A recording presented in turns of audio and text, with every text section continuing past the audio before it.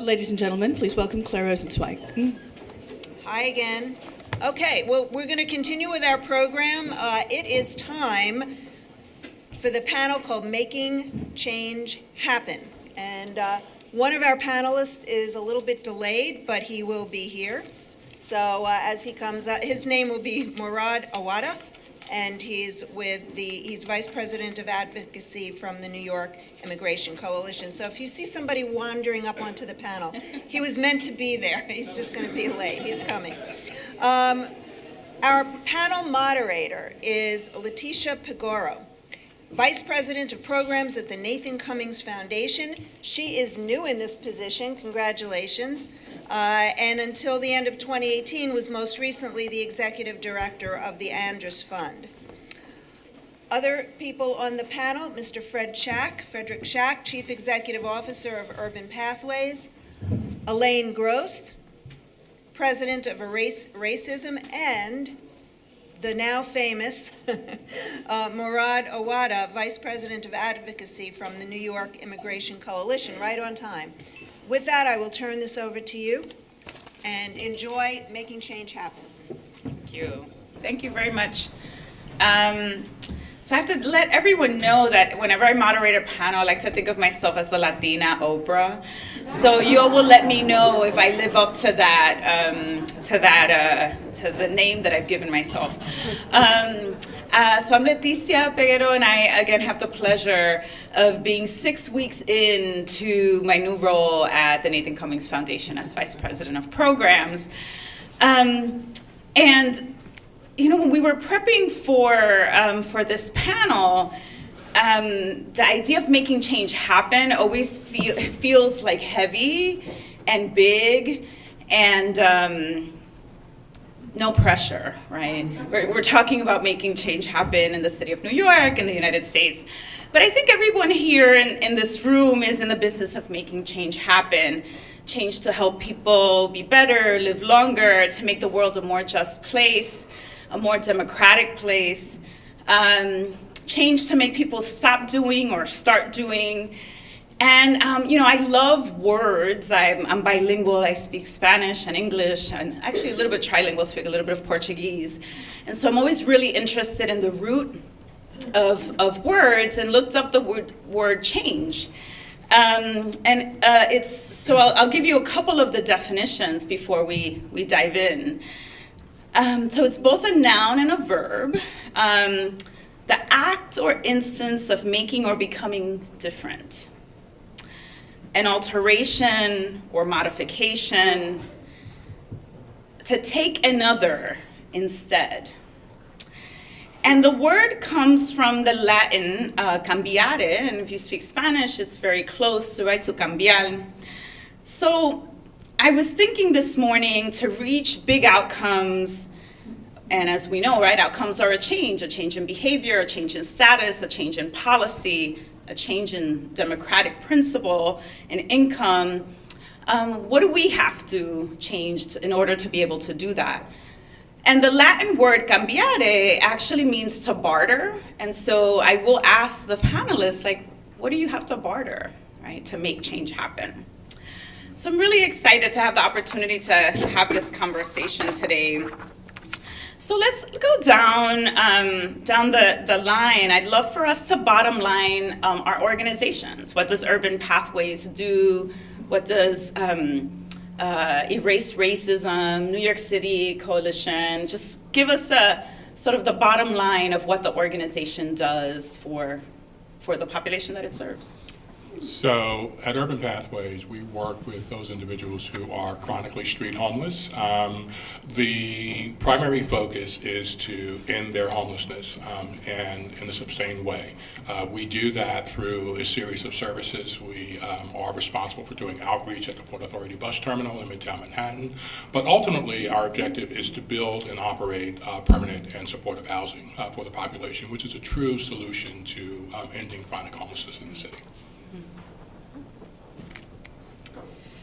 Good morning, I'm Elaine Gross, Erase Racism. Our organization is based on Long Island, the suburban counties, Nassau and Suffolk County, and our focus has always been to identify and try to address the kind of institutional and structural impediments to racial equity, primarily in the areas of housing and pre-K through 12 public school education. And we do that by engaging a lot of different constituencies, and through the research and policy analysis and advocacy, sometimes legal action, et cetera.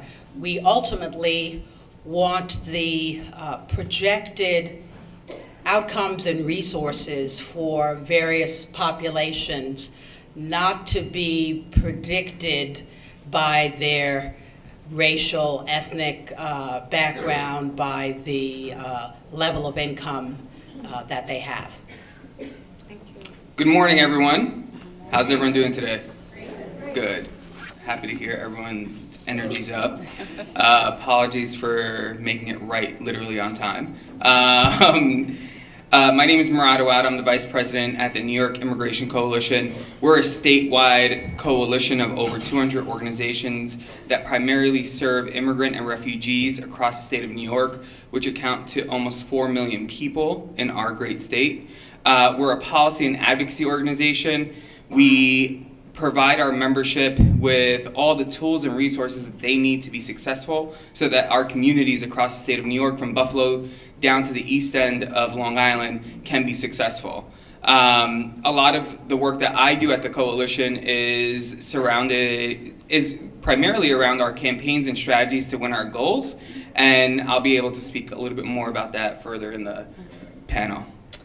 So let's dig in. I'd love to hear the three of you talk a little bit about how do you imagine change happens in the ecosystems that you're a part of, right? So 3 really different types of organizations: direct service, advocacy, coalitions. How does change happen in the ecosystem that you're a part of, right? Because we love to think that we make the change happen by ourselves, and funders, we think that all the time. But we know, right, that it takes an ecosystem of organizations, of people to make change happen. So maybe I'll start with you, Murad. Tell us, how does it happen in the ecosystem that you're a part of? I think that the change that we want in the work that we do is transformative change. It's change that is not easy and takes some time for it to take hold. It's about changing systems and changing the way people think. And the work that we do, where over the past couple of years we've been more reactive in defending our communities and protecting our communities, the change that we've seen, it varies. So on the ground, defending someone from deportation is change that you can instantly see if you are successful in that. But then there's other change where you're advocating for a policy that will actually impact hundreds of thousands of people on the ground. So I think the change, effective change for us, is directly linked to our mission of standing up for the communities that we serve and really making New York welcoming to all immigrants and all refugees across our state. Thank you. I guess I would just give 2 quick examples of how change happens, and they're different examples. So one has to do with a statewide organizing campaign that we had organized initially to amend the New York State human rights law to have legal source of income as a protected class. So people would not be discriminated against because they had housing choice vouchers or alimony payments or veterans benefits or disability benefits or whatever to pay for their housing. And then we lost funding right after we organized the group. We had legislation, out, we had various committees, and we just couldn't make it happen. And we asked the coalition, some 30 some odd groups, if anybody else could take it up to do the coordination, and that didn't happen. Change happened because I went to, in this case, Enterprise Community Partners, had been a coalition member, but we're a tiny organization, they're a large organization.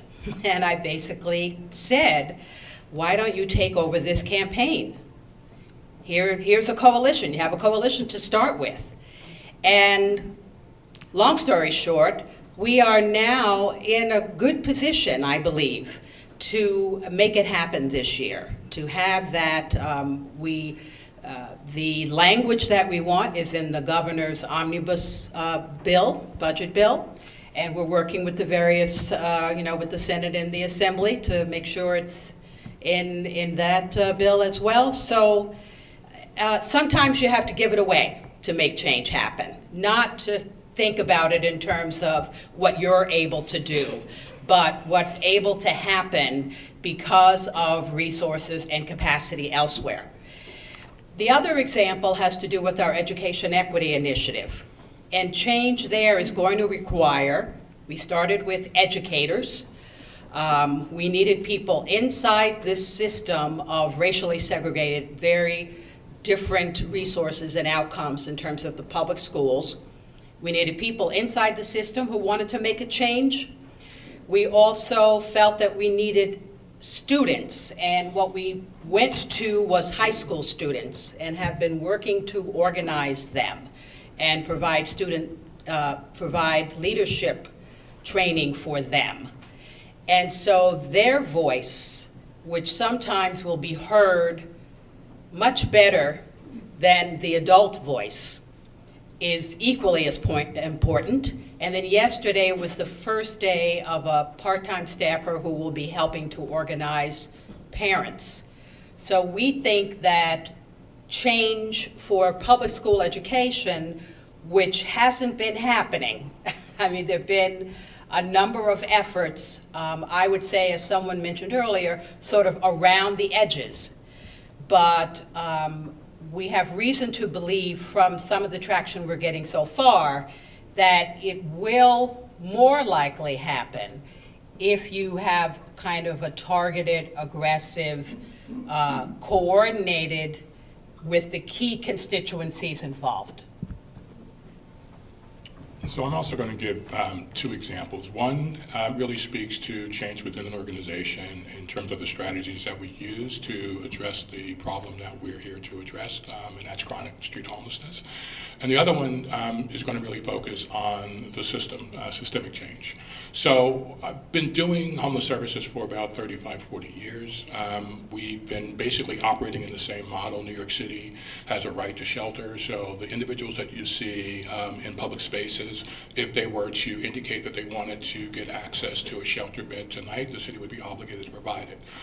About 10 years ago, we began to ask ourselves, why were there still over 4,000 people living on the street in the middle of January in New York City? We have a right to shelter, we can build the capacity to provide accommodations, but there were people who were opting out. And that was the population that Urban Pathways was most interested in providing services to and had provided services to historically. So the old model was a shelter model where we would basically approach, our outreach workers would approach someone on the street and we'd basically say, look, we have a shelter bed for you, come in and we'll provide you with a shelter. And individuals would say, no thank you, I'm okay, I'm fine.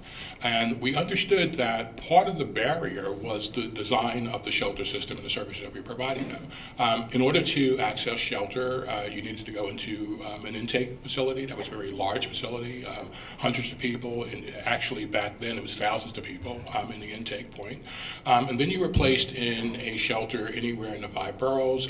Again, very large systems with very specific expectations around the conduct of those individuals as a consequence or in exchange for accepting shelter. So you had to commit to working on your issues, whether it was your sobriety or your mental illness. You had to be willing to abide by the shelter rules, which included curfew and other kinds of things like that. And the folks that we were most interested in serving were people who were living with a serious, persistent mental illness and or a serious substance abuse disorder.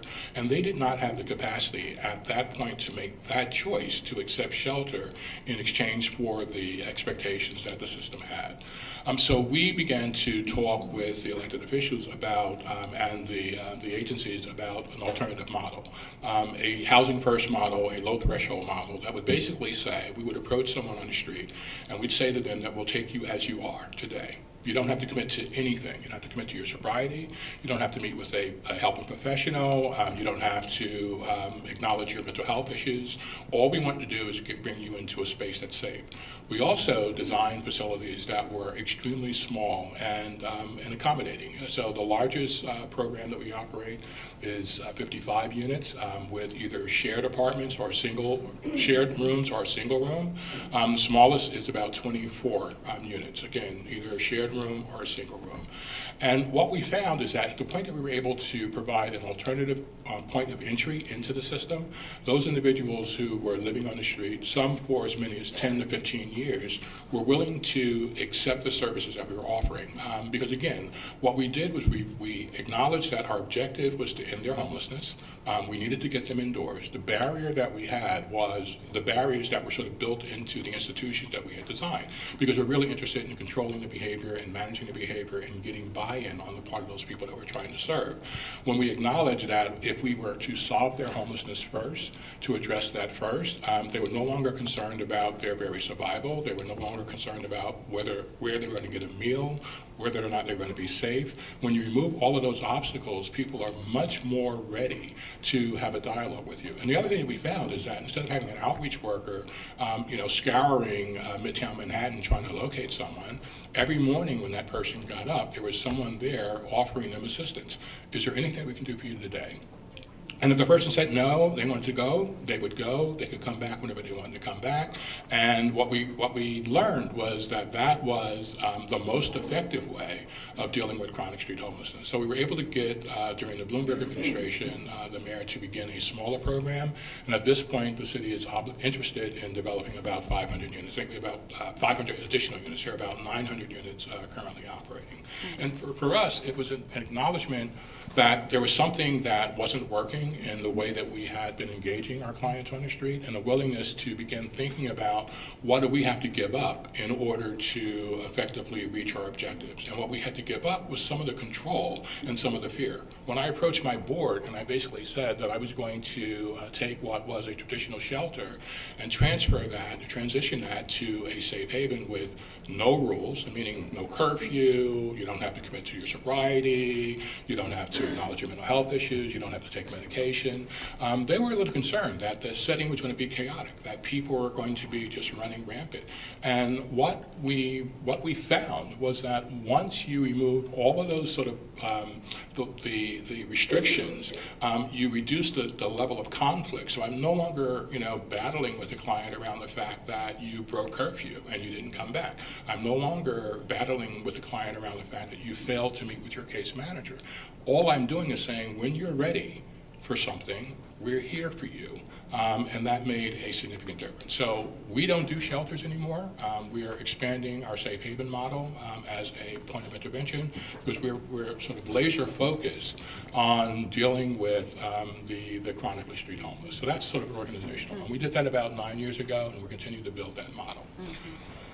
On a larger level, we've, as an organization, always been interested in looking at the external environment and how that impacts the work that we do as not-for-profits.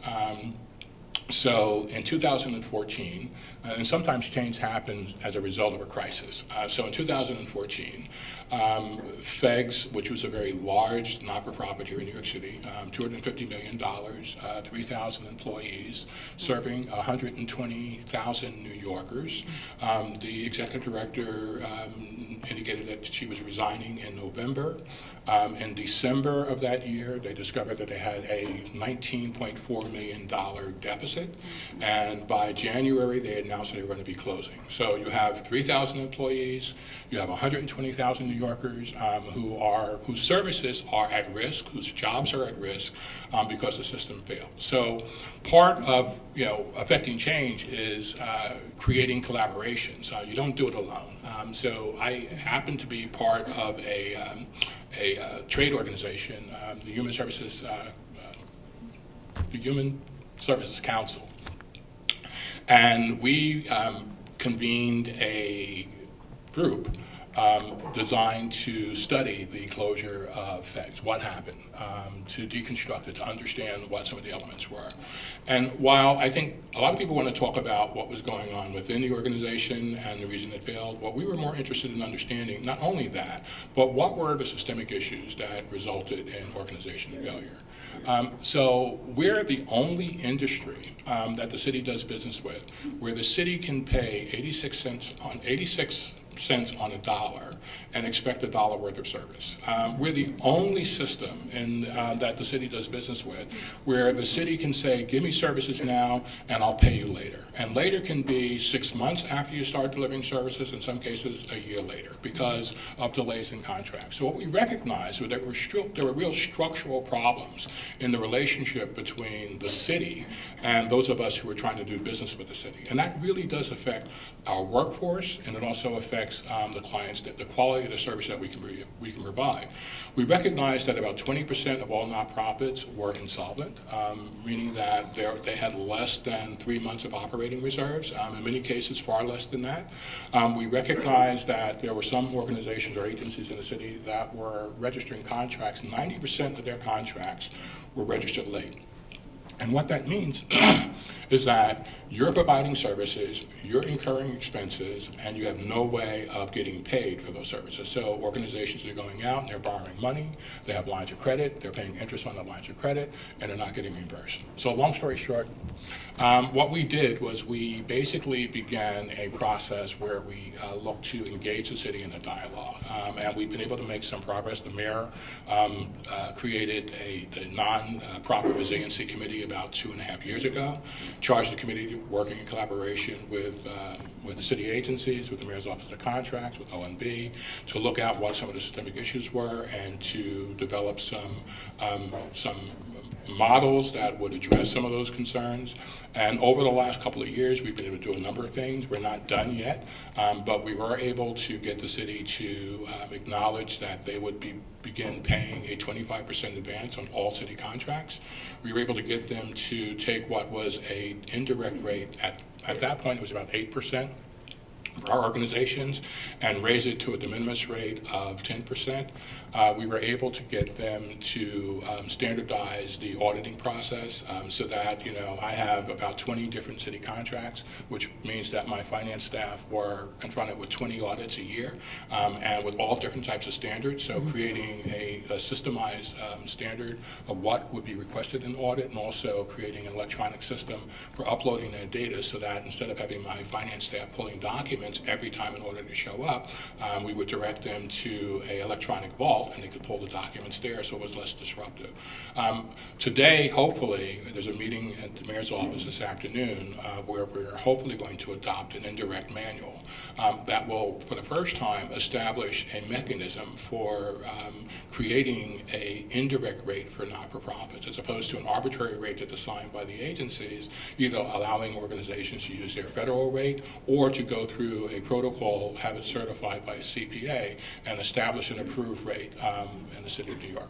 What they've not done is made a commitment to fund it. But the reality is that now that we recognize, once we get them to acknowledge that my rate isn't 10%, it's really 18%, that will help to advance the conversation. And again, it's industry-wide. So I think for me, it's actually from what you said, it's two questions. One is that sometimes sort of big, broad level change like that sounds a little bit magical, right? Because we hear like there were all these issues, and then we had all of these changes or advocacy changes or policy changes that came out at the end. And so I think it would be wonderful for us to dig in a little bit deeper to like who needs to be at the table for a change to happen, right? In the industries that you work in, but to me, this question about the barriers that will you said, Fred, the barriers that were built into the structure, right? And so then how do you go about trying to impact change when so much of the work that we're doing is the barriers are like baked into the DNA of the work that we're trying to change, right? And so if we're talking about racism, right? Racism is like baked into the DNA of the United States of America, right? If we're talking about the perception of brown and black people or immigrants, right, there is sort of a really long historical understanding of how people are perceived and viewed, right? There's the political reality of the current moment. And so I'm just really interested if we could dig in a little deeper with the current political reality, with the current isms that are a part of our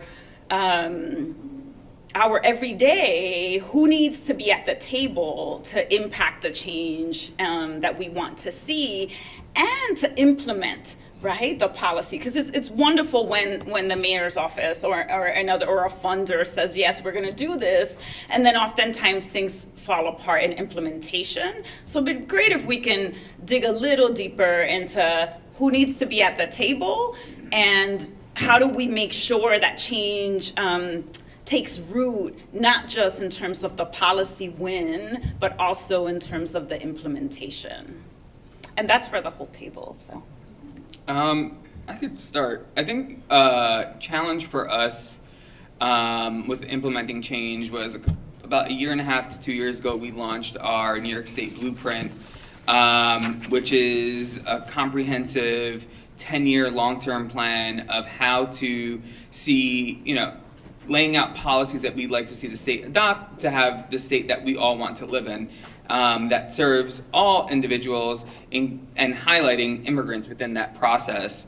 With launching a 10-year long-term plan, it's a challenge in itself to keep the attention not only of funders who at times are looking for that instant, policy win or that instant educational opportunity for the population you're serving. I think that in itself has been a challenge because people aren't used to a long-term strategy or plan because there's so much that needs to get done that if we keep doing it in these short runs and these short run changes that people are kind of used to at this point, we won't see the breadth that we are looking for in the root of the change that we're fighting for. And the people who were at the table when we created that plan were the people who were most impacted by the policies that are in place right now. They were immigrants, they were LPRs, they were refugees, they were undocumented folks, they were our allies who are in this work with us together. And at the same time that we launched this, we started to see an uptick in our need to do rapid response. And rapid response work spans from doing a direct mobilization to popping up and creating legal services at JFK Airport on a weekend with no prior knowledge of needing to do so. So I think that there's this nexus between who needs to be at the table, who needs to be in the conversations that are happening for the long term, the short term, and the rapid response work that's happening. And I think the people who are closest to the pain are the ones who need to always be at the table. And I think that is hard for a lot of organizations and for other folks because sometimes the people who are closest to the pain aren't necessarily engulfed in the work that we're doing, but want to have a voice in the process and want to have a voice in fighting for their rights. So ensuring that their voices are at the table has been a priority of ours, and thinking about it in a way where, really being intersectional and understanding that people come from all walks of life, and some people are more adversely impacted by certain policies than others.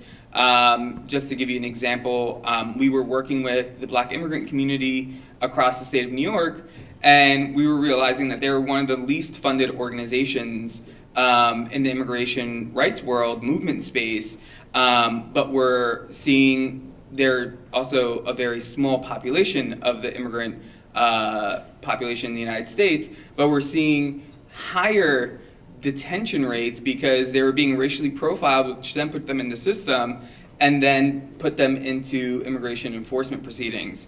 So I think that all of our work really comes down to ensuring that we are amplifying the voices of those who are most impacted, the folks who are most vulnerable, so that when we're doing the work, we're not doing it because Murad, the vice president of the New York Immigration Coalition, is saying to do it. It's because we're getting our direction from the communities that we serve. And I think that that's what makes it very unique to be part of a coalition that is an organization, is that we really take the voices of our membership and their clients or members and really push it to the forefront in ensuring that we address the issues that they're facing. Just a quick follow-up to that. How do you make sure that the voices of those that are most impacted are at the center of the work? Because I can imagine that if you're moving quickly, that could be a challenge, or I mean, frankly, right, the worlds that we come from, the nonprofit industrial complex, the funding community, the sort of professionalization of the work that we do can make it challenging sometimes. So I wonder, from your perspective, what is the work that needs to happen to make an organization open, available, responsive to the needs of those that are most impacted? We like to say that our organization is a grass tops organization. Our board is a supermajority of organizations who are members who get voted in to be our board of directors from the membership. And they're all community-based organizations. They're all organizing organizations. They're institutions that have been, some of them are very new, some of them are very old. They provide us with the direction, and then our base provides us with what we will fight for. And I think that in the work that we do, what has become challenging at times is really working with ally organizations more so. So I think that sometimes when we're seeing, a policy that's going to happen, the rumor mills spin for a week sometimes before it actually hits. So putting together a conversation with our membership about this is what we're hearing may happen. And we saw this happen last year a lot with the budget negotiations at the federal level, where there are times where different iterations of what the proposed compromise would be and what immigration policy changes would be in that compromise. And there were times where our membership made a decision and we were going to support it. And then there were times where our membership was like, we're not making a decision. We're not saying we will support this compromise. We're not saying we're not going to support it. We have no position on it. So it kind of puts you in a position where when you're working at a coalition, really being a facilitator more so than the person who's giving the directive or really shaping what the work is going to look like. So I think that what it looks like to actually get to a decision to respond, even for a rapid response, we have this council called the Immigrant Leaders Council, which pretty much is on call 24/7. And they are executive directors and senior staff of our membership organizations who really help us set a policy that we will fight for and support. And it's a statewide council that allows us to really have the voice of the entire state. I think that that's something that is unique in our situation where I think that a lot of folks who feel, if they're from New York City, that the New York City kind of progressivism is something that we see throughout the state, and that's not the case. There are different folks across the state, and they all have very differing views on things, and what brings us together is our ambition and our drive to fight for our communities. And one thing I do want to note is, I think even in our work of doing rapid response, what has been difficult, as well as our campaigns, is that mobilization started to become the very focal point of the work, and everyone was like, we have to mobilize for this, we have to mobilize for this. And how do you use that to actually build up the work you're doing? And we did that in a way where the first mobilization kind of happened very sporadically, and we needed to do it because we needed to illustrate how we were against a certain policy that came down from the Trump administration, and we rallied at JFK Airport. against the Muslim ban, and then right after that we had another mobilization, and that night in between we had a conversation with our partners and our members, and we were like, what exactly how are we linking this to the work that we're doing? It's very connected, but how are we explicitly linking it? And we set out with 3 priorities that night to actually move forward together in the next day's action. And I think that a challenge in that as well is really working with allies to allow and really take a step back and provide the expertise that they have in this space. And I think that, when I'm talking about allies, I'm talking about our partners and our brothers and sisters in the white community in the nonprofit industrial complex, as well as in movement and organizing spaces, to take a step back and let the voices of those who are most impacted really shine. Because anyone who's closest to the pain is closest to the solution.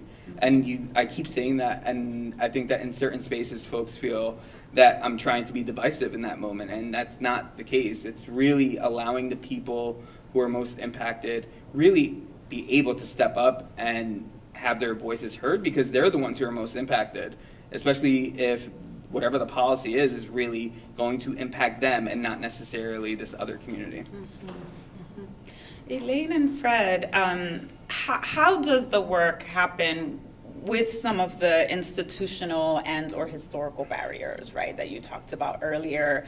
And I think this question of the most impacted, right? I mean, for Fred, I think that was a great example of going to your board, right, and saying we're going to take away all of these barriers, and I'm sure folks were like, what's going on with Fred? Like, he done lost his mind.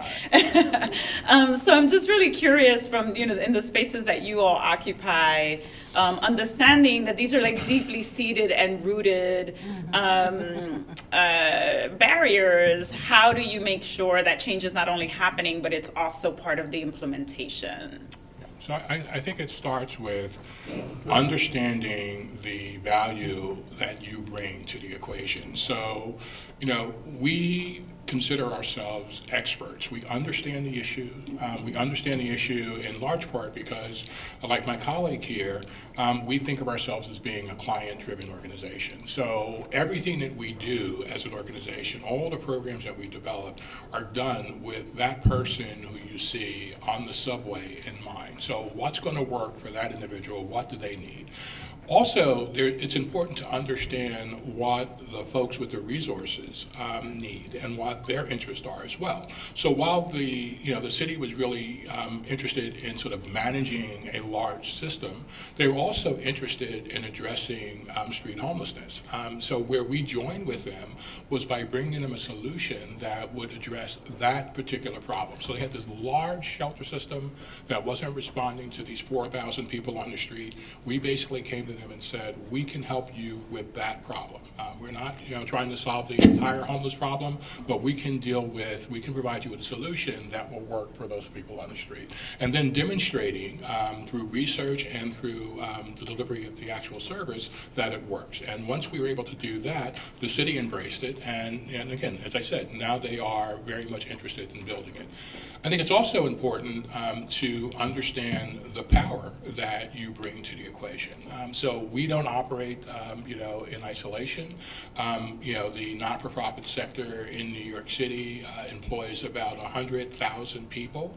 It's about a $6 billion industry. The work that the city does, it cannot do. The work that it's mandated to do, it cannot do without our employees, without our workers, without our resources. So we can leverage that when necessary, and recognizing that that's part of it. Sometimes people will do things as the right thing to do.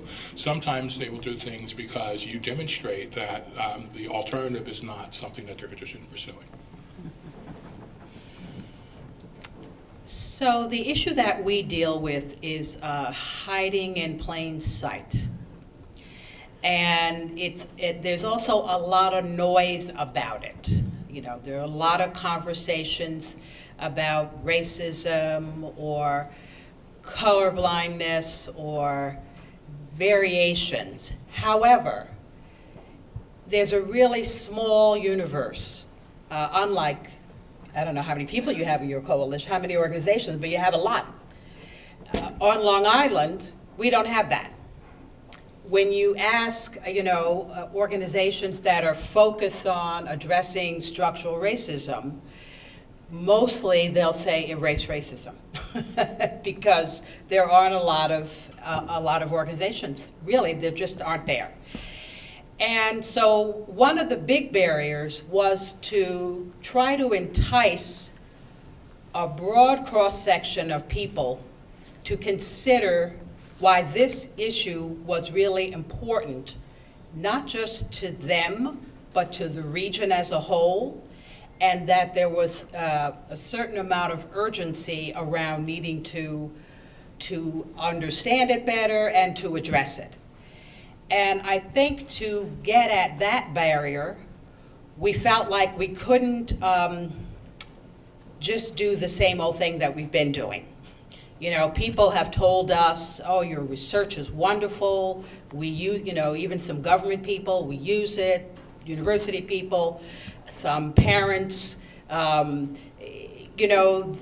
been a sense that there is this small organization that gets the facts out, and that sometimes we're able to push a particular policy change or something like that. But we really felt we needed to come back onto the stage of Long Island in a way that was different. So we created an umbrella. How do we build a just Long Island? And we said we very intentionally, because the whole idea behind this was to have community conversations about structural racism. And people said, you're crazy. First of all, they don't even know what structural racism is. They don't want to have that conversation.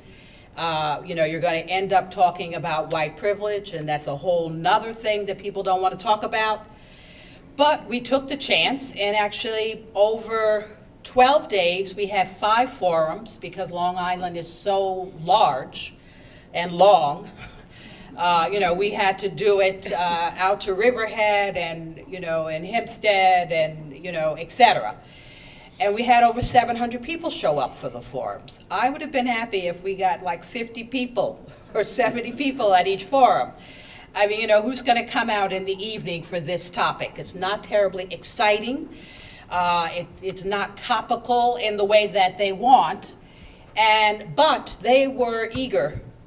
They were eager to talk about it, to learn about it, and we found that it was a way, using some of the new tools like polling during the session, people were interested to know, and also people could put their questions up by polling.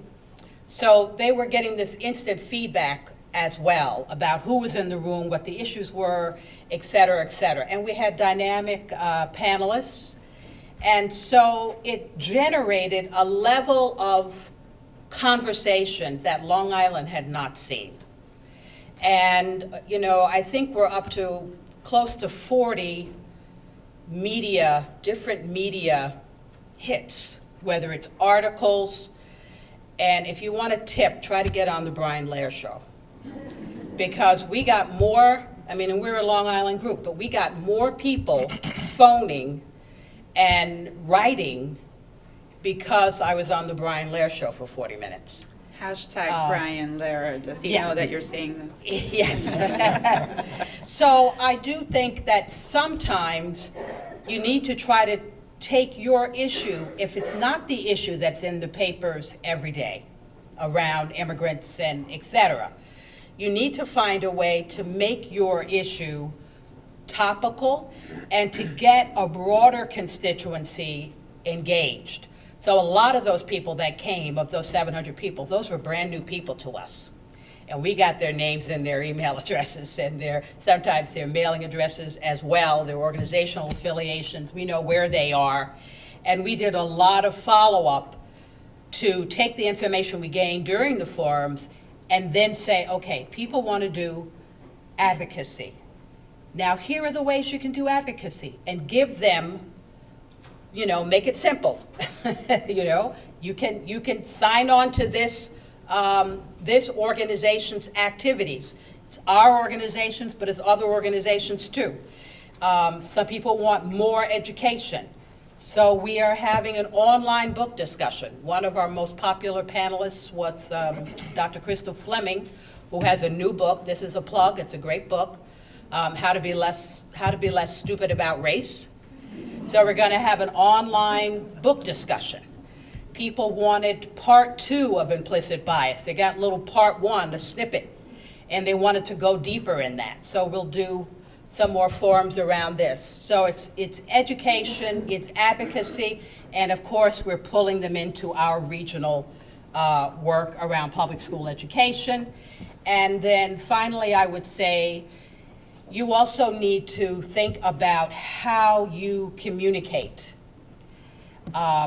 We were very, and this is a plug, the Roush Foundation gave us, lent us the PR, the communications person that had worked with them. And we didn't have that capacity. And it's been wonderful to really retool how you talk about things, and also to make sure you make those connections with media. It makes a difference in how people perceive. I mean, we say to ourselves, we've been busting our behinds here, and but didn't you know that before? I mean, it's not like we never were in the paper before. We were on television, etc. But it made such a difference to have a kind of a coordinated, intensive action in that way.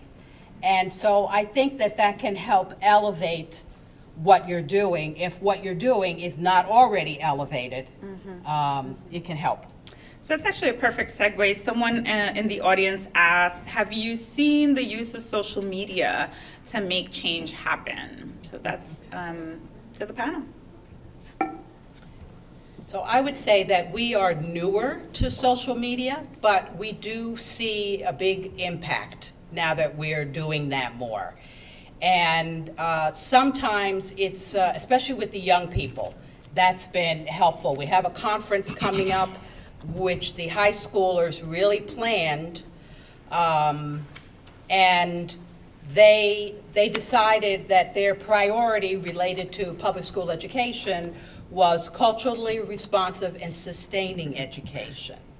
A lot of words, but the way that they talked about it is when they come to our training, they hear about the history of Long Island that they never heard in their classroom. And they say, how come we didn't know it? We didn't get Levittown. We don't know about how Long Island is so racially segregated. And so they want in their regular schooling to see and to hear about different perspectives. They want authors that are not just white men, et cetera, et cetera. So they've done this whole thing with social media and with surveying their other students and teachers, and they will present their findings related to what's happening in your school district. How are your courses reflecting the real diversity of the population, even the population on Long Island. We are more diverse than we used to be. We're not less segregated than we were, but we're more diverse. And so I could see it with them, definitely. That's how they got the word out. That's how they got other students engaged, et cetera. Yeah, so I know that, for example, just to piggyback on that question, the New York Immigration Coalition, New York City Immigration Coalition, does a lot of social media work, and I'd love to talk a little bit about what's the, how helpful social media can be for mobilization, and I always think about my friend Rashad Robinson at Color of Change, who talks about, it's one thing to get people to come out to a march. It's actually another thing to get them to vote or to do something, right? To take an action that's outside of the march. So I know that you all mobilize lots of people.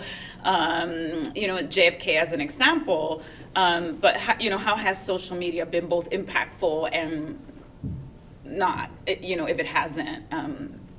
So I started organizing before people had computers in their homes, and the way that you would get your invite to a community meeting out to people would be the mail, or faxing it to people.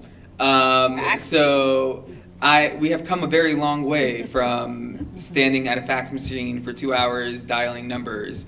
I think that social media has really provided a platform for everyone, and I think it's equally, it's one of those platforms where you, like, everyone, it's a real place where you can, like, raise the profile of your organization without needing to do very much.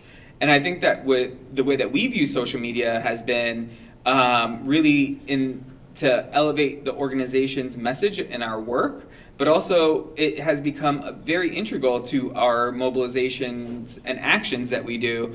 And not only would I say mobilizations per se, but actions. We have a lot of our campaigns have days of action. And those may include calling your legislator for a specific policy change in support of a campaign that we're working on, calling a business who is wants to do something in your community. There's a whole bunch of different ways that you can use social media. I think that there's a level of engagement that really needs to be studied on social media, where you can get someone to come out to a protest or make them make a phone call, but that's it. The ask needs to be clear cut and very simple to the person who's receiving it. And then when you talk about voting, we also have a nonpartisan voter registration and Get Out the Vote campaign that we do every year, and it's not very successful on social media. It helps elevate the work that we're doing, but it doesn't really convince people. I think the convincing for something like going out to vote, it needs to happen in person. We've seen it be successful on really helping start conversations that people would not have, but then how do we continue that conversation in real life? And I think that that's the piece that we're still challenged with, is how do we take what's happening on the Twitterverse into IRL. You mean that Twitter's not real life? What? So I just want to make sure to get to a few more questions. Someone asks, how do the panelists demonstrate the value and the impact to funders? And how do panelist organizations move from conversation to action?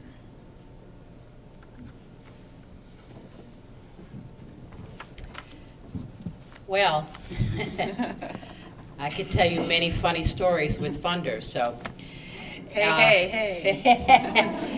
It is sometimes demonstrating the value to funders is a bit of a crapshoot. I do think that, so that's the only thing I'm going to say about that. For all the funders in the room. Yeah, because, sometimes you get it right, but sometimes, you really don't understand why. Why, and your other funders also don't necessarily understand why it's not registering. But I do think that the other part of your question, the other part of that question, not the funders, was, tell me again. How do panelist organizations move from conversation to action?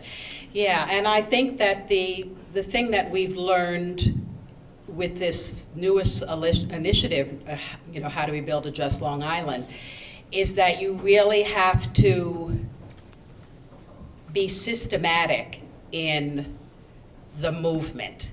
So if you just put out an email, let's say you have a newsletter or something, and you say, well, we have this program, and you can join with us and, help move this agenda or whatever, that gets you nobody, mostly. What we have found is that it's almost like you said you wanted to do advocacy. Now, here are 4 different kinds of things that you can do related to advocacy. And you some of it is simple, you you speak to people who haven't done anything before, and so you make it real simple for them. And then you have some things that are a bigger ask, and then you have some things that are a bigger ask than that. And I think that is, it keeps you busy because in a way, you might say, is that always moving your core agenda forward? And I would say, no, it's not always doing that. But it is engaging people in understanding what your agenda is. And so I don't care if what they do is a very local action in their community that's related to, let's say, helping an affordable housing project move forward in their community. We're not working at the local level on that. We are trying to have regional change related to affordable housing and related to fair housing.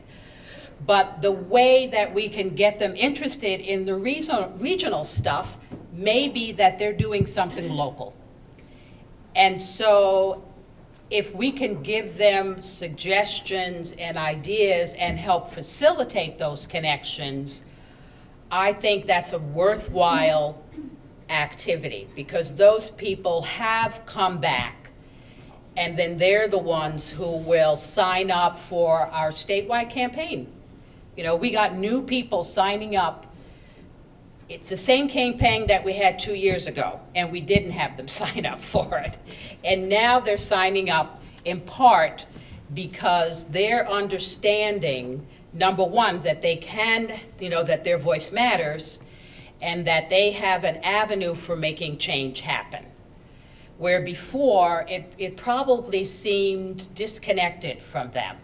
It probably was, well, the racism is doing this thing, and that's nice. Even though we were asking them and saying, we need more people talking to their local legislators, et cetera. We're doing that again, but it's much easier this time around to get people to make those calls or send those emails, et cetera. And I think it's because they've been pulled in a different way, and they've had those little opportunities to do something. And it allows them to then hook in and see, oh, well, I can make even a bigger change if I do this. So we're going to do a rapid fire just to answer some of the questions that were put up. So Fred, this is a general question, but I'm actually going to address it to you. It says, in addressing human service problems, to be ultimately successful, does the change have to be cost-effective and affordable? And these are rapid-fire answers. Yes. Take it away. Yes, it should be cost-effective. It should be affordable, but it really should make a difference. You should be able to achieve the outcomes that you identify you're going to achieve. This is for you. How do you marry service delivery and advocacy organizing effectively in communications and marketing? And I don't know if this person wrote that they're a member org of NYIC. Maybe yes, maybe no, I'm not sure. I think if I hear the question right, how do you marry the two?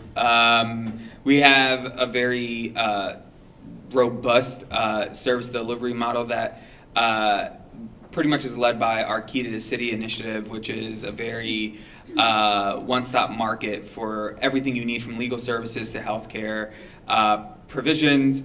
I think that you need to be able to take care of the communities that you are working in, and I think that our provisional work that we do in communities, including legal services, is the taking care of, and then fighting for is the advocacy side. Mm-hmm. I think this might be our last question. It's for the entire panel. How would you address, I like this question, how would you address disruption vis-a-vis making change happen? Disruption's necessary for change, and I don't know how you would create change without the disruption. And I don't want to talk badly of any type of disruption, but I do think that everything from civil disobedience and above is necessary to create change. Yeah, I would agree that it's a necessary element and that there's an element of risk associated with that, but you need to be willing to accept the risk associated with the disruption. But if you're trying to make large change, systemic change, it does require a level of discomfort on the part of those people that you're trying to impact. And I would say that disruption can look different depending on your situation. So I would say don't only think of it in terms of civil disobedience, but also think of it in terms of disruption to the status quo in places like public schools, which are fortresses of status quo. And so disrupting that is important. So please join me in thanking our panelists. And we're ending on a note of disruption, my kind of panel. I love it. Thank you. Thank you very much. Thank you very much. Excellent conversation about making change. We've got the vision, excuse me, we've got the measures, and now you heard about how you just dig in and move things around according to a plan to make it happen. Thank you very much to our panelists.